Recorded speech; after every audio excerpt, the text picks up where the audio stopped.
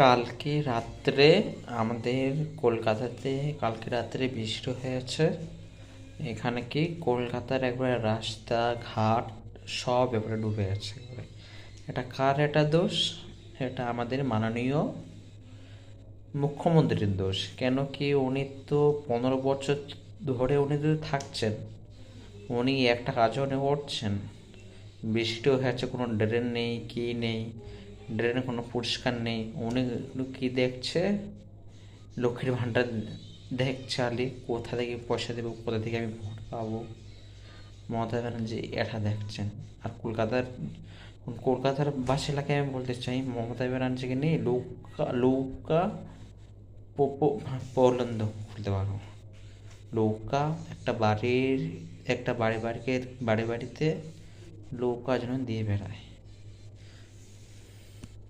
তোমরা তো লক্ষ্মী ভাণ্ডার কি ভাণ্ডার পাচ্ছ, এখন নৌকা ভাণ্ডার এখন খুলো।